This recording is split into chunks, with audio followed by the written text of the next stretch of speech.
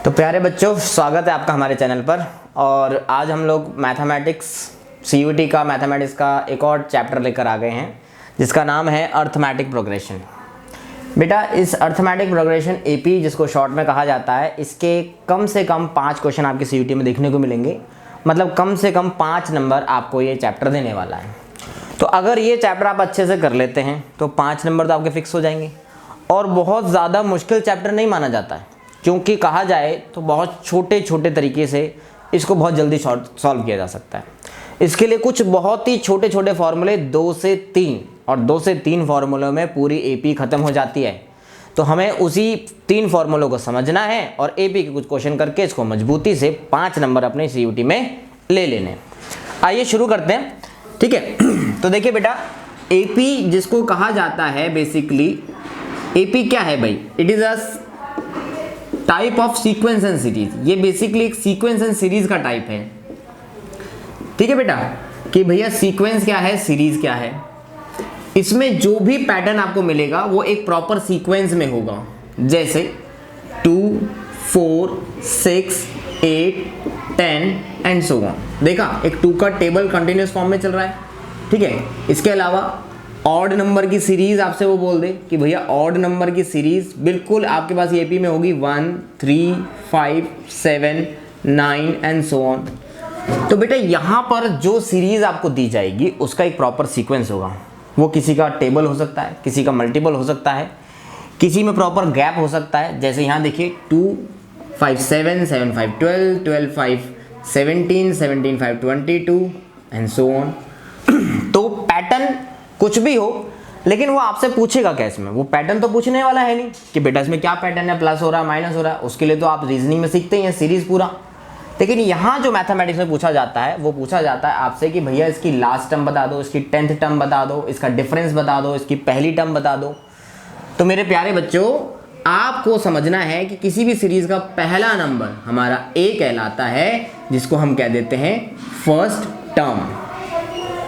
इनके बीच का जो गैप है, इस गैप को हम कहते हैं डी, यानी कि कॉमन डिफरेंस। अब ये कॉमन डिफरेंस निकलता कैसे है, आप कैसे पता करेंगे? तो बेटा डी निकालने का तरीका है second term minus first term. इस तरीके से आप कॉमन डिफरेंस निकाल सकते हैं। इसी तरीके से मान लीजिए अभी आपके पास में 5 नंबर दिए, आपसे कोई बोले कि भैया 6th टर्म बताओ मुझे, तो 6th टर्म कैसे निकालूंगा? उसके लिए फॉर्मूला दिया जाता है nth टर्म का। nth का मतलब कोई भी टर्म, n की जगह 6 डाल दूंगा तो 6 टर्म, 7 डाल दूंगा तो 7 टर्म, 8 डाल दूंगा 8 टर्म। तो nth टर्म के लिए भी एपी में एक फॉर्मूला दिया, जिसको उसने लिखा किस तरीके से, an is equals to a plus n minus 1 d। ठीक है बेटा। इसके अलावा आपके पास मान लो वो कह दे कि नहीं भैया मुझे इस एपी का सम बता दो। क्या बता दो? सम बता दो, सम ऑफ एपी। तो बेटा 2 तरीके इसके करने के। सबसे पहला तरीका जो है वो है आपके पास n/2 2a plus n minus 1d। और दूसरा तरीका, जब आपको ऑलरेडी लास्ट टर्म पता हो, उसके लिए n/2 first term plus last term. अगर आप ऐसा करते हैं तो आपके पास सम निकल कर आ जाएगा, ठीक है। तो प्यारे बच्चों, आपको क्या फॉर्मूला ध्यान रखना है? एक डी का फॉर्मूला, एक nth टर्म का फॉर्मूला, एक सम का फॉर्मूला। बस ये 3 से 4 फॉर्मूले अगर आपने कर लिए तो एपी सॉल्व हो गई आपकी। अब इसको क्वेश्चन पर अप्लाई करके देखते हैं कि भाई वाकई में 4 फॉर्मूले के अलावा और कोई फॉर्मूले तो नहीं यूज होंगे। बिल्कुल, इसको अप्लाई करके देखते हैं। आइए क्वेश्चन लेकर करते हैं। इसमें कैसे क्वेश्चन आएंगे, किस तरीके से सॉल्व करेंगे, कहां पर कैसा फॉर्मूला लगने वाला है, समझते हैं। देखिए, आपको मान लीजिए एक क्वेश्चन दे दिया उसने। क्वेश्चन क्या दिया भाई? Find the 10th term of AP. और एपी यहां पर आपको दे दिया 2, 5, ठीक है, 8, 11 एंड सो ऑन, ठीक है। आपको मांगा है 10th टर्म। बेटा ध्यान रखना, जो भी टर्म आपसे मांगा जाए इसको निकालने का पैटर्न समझ लीजिए। देखिए यहाँ 10 मांगा है, तो आपको a प्लस इससे 1 माइनस करना है 9 और d साथ में लिख देना है। मान लो 10 की जगह माना जाता है 12, तो आप क्या कर देते a प्लस 11d। मान लेते हैं 5th मांगा होता तो a प्लस 4d। बात को समझिए, जो नंबर यहाँ दे रहा है उससे आगे बस एक कम करके लगा दो। देख रहे हैं 5 से कम 4, 12 से कम 11, 10 से कम 9। इससे आपको बार बार an का फॉर्मूला रिपीट करना नहीं पड़ेगा। बार बार आप ये वाला फॉर्मूला नहीं लगाएंगे कि चलो भाई a plus n minus 1d, ये बार बार लिखने की जरूरत नहीं पड़ेगी आपको।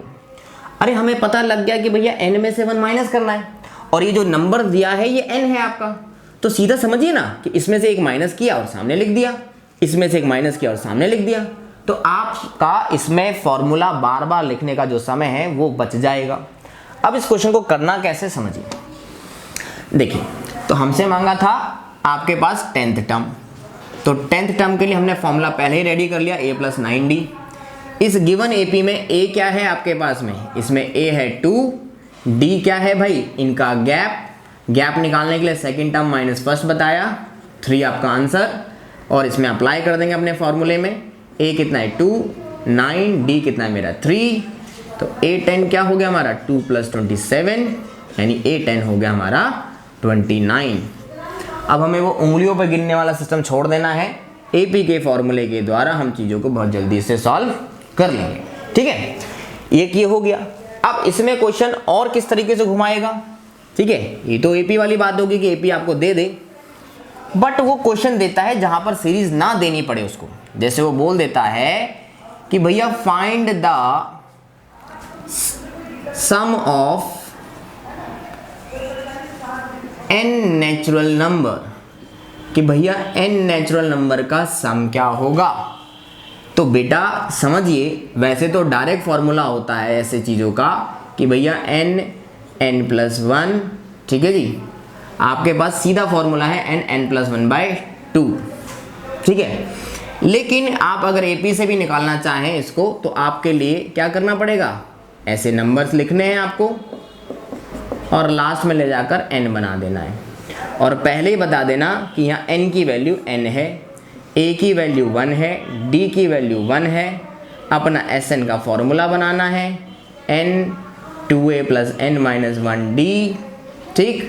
और इसके नीचे 2 लगाकर जस्ट सब्स्टिट्यूट करिए चीज़ों को। सब्स्टिट्यूट करेंगे तो क्या बनेगा, n की जगह n, a की जगह 1, n की जगह n, d की जगह 1, ये रहा n माइनस 1/2, ठीक है। एक चीज़ ये हो जाती है आपके पास में। और इसको हम दूसरे तरीके से कहें कि भैया अगर यहाँ पर आप कह देते कि n प्लस 1, तो यहाँ पर n प्लस 1 हो जाता, ठीक है। तो आप यहाँ पर Sn ऐसे भी निकाल सकते हैं, ऐसे निकालिए या ऐसे निकालिए, आपके पास चीज़ें सिंपल तरीके से आ जाएंगी, ठीक है। अब इस क्वेश्चन को और थोड़ा कैसे घुमाएगा वो, आइए देखते हैं, ठीक है। बोल दे आपसे find the sum of first 15 multiples of 8। क्या किया आपने, 8 का टेबल लिखा, ठीक है जी, और सो ऑन करते हुए 15 8 जा 120 पर ख़त्म कर दिया, ठीक है जी। और इसका सम निकालना है जिसमें a तुम्हारा 8, d तुम्हारा 8 और लास्ट टर्म तुम्हारी 120। n पता करना है सबसे पहले कि टर्म कितना है, तो n के लिए उसने यहाँ दे ही दिया, n कितना तुम्हारा 15। डायरेक्ट फॉर्मूला सम का आपको अभी लिखवाया था कि भैया first term plus last term, n 15, first term मेरी 8, लास्ट टर्म मेरी 120, प्लस करेंगे, ठीक है जी। 128 मल्टीप्लाई में जिससे काटेंगे 6 4, 15 मल्टीप्लाई बाय 64, 15 4 जा 60, 960 मेरा आंसर, ठीक है। सिंपल तरीके से चीज़ों को करना है, ज़्यादा घुमाना नहीं है। जहाँ सम बोले वहाँ सम लिखिए, जहाँ पर जो टर्म मांगे वो टर्म। अभी मान लीजिए इसमें क्या भी देता वो, ऑल्सो फाइंड 18th टर्म, कोई दिक्कत नहीं बेटा। a18 इक्वल्स टू a प्लस 17d, a पता है 8, d पता है 8 और 17 8 जा 126 मल्टीप्लाई करके प्लस करेंगे आपके पास में 134 आपका आंसर। ठीक है, तो बेटा बस फॉर्मूले पर ध्यान रखना, फॉर्मूले पर प्रैक्टिस करना है, फॉर्मूले पर ये काम करना है। ठीक है, और उसी से आपके पास एपी बहुत आसानी से सॉल्व हो जाएगी। एक और क्वेश्चन आपको कराकर दिखा देते हैं फाइनली तौर पर। ठीक है, आइए कैसे करना है देखिएगा। ठीक है, अब हम लोग एक क्वेश्चन ले लेते हैं आपके पास में कि भैया फाइंड द सम ऑफ, ऐसे कोई एपी दे दे वो 3 3 3 3 3 3 एंड सो ऑन। ठीक है, तो ऐसे के लिए बेटा क्या करना है आपको, यहाँ सम लिखना है, यहाँ पर 3 + 3 3 + 3 3 3। अब इसमें 3 कॉमन लेना है, 1 + 11 + 1 1 1 प्लस एंड सो ऑन। ठीक है, इसको आप 10 - 1 लिख सकते हैं, इसको आप लिख सकते हैं। ठीक है जी, इसमें आपके पास में एक और कॉन्सेप्ट यहाँ जो डेवलप हो रहा है, ये वाला पैटर्न, कि भैया ये पैटर्न क्या है। इस पैटर्न को बनाए रखने के लिए आपको एक लाइन लिखनी है पहले। वो लाइन क्या है भैया, मल्टीप्लाई एंड डिवाइड बाय 9, 3/9 और सब जगह 9 9 9 9 9 9।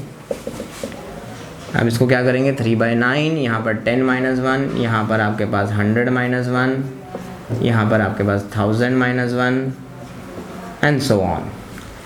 इसके बाद बेटा 3/9 और ये आ जाएगा 10, 10 का स्क्वायर, ये देखिए 10 100 1000, 10 की क्यूब, और ये जो 1 हो रहा है वो n टाइम माइनस हो रहा है तो -n। ठीक है, अगर वो एपी में क्वेश्चन देगा तो आपको यहाँ तक आंसर देगा। क्यों? क्योंकि बेटा इसके आगे अगर इसको सॉल्व करेंगे तो ये एपी से सॉल्व ना होकर किससे सॉल्व होगा, ये जीपी से। ये वाला पार्ट फिर आपका जीपी में चला जाता है, जिसको अगर मैं डायरेक्ट सॉल्व कर दूं तो क्या बनेगा बेटा, 10। ठीक है जी, 10 की पावर n - 1 अपॉन में 10 - 1 यानी कि 9 - n, ये मेरा फाइनल आंसर हो जाएगा। ठीक है बेटा, तो इस तरह के क्वेश्चन आपके पास अगर आएंगे तो ऑप्शन भी इस तरह से देगा, क्योंकि ये वाला पार्ट एपी में यहीं तक ख़त्म हो जाता है। जीपी में करने के लिए इस पार्ट को जीपी से सॉल्व करना पड़ता है आपको, और वो जानता है कि मेरे पास ये पार्ट जीपी से सॉल्व होना है, और जानबूझकर वो एपी में देगा ताकि बच्चा उसमें जीपी लगाए लास्ट में और ये आंसर निकालने की कोशिश करे, और ये ऑप्शन में होगा नहीं, इसलिए आपको ऑप्शन में यही देखना होता है। ध्यान रखना बेटा कि फॉर्मूला बहुत एग्जैक्ट होना चाहिए, इसलिए हमने आपको वैरायटी ऑफ क्वेश्चंस दिखाया कि जब टर्म दे तब कैसे निकालना है, सम दे तब कैसे निकालना है, मल्टीपल दे तब कैसे करना है, ऑड की सीरीज़ हो कैसे करेंगे। और भी इस तरह की छोटी छोटी ट्रिक्स अगर आपको सीखनी है तो हमारे साथ जुड़े रहिए, बने रहिए और हमें अपना प्यार दिखाते रहिए। जय हिंद, जय भारत।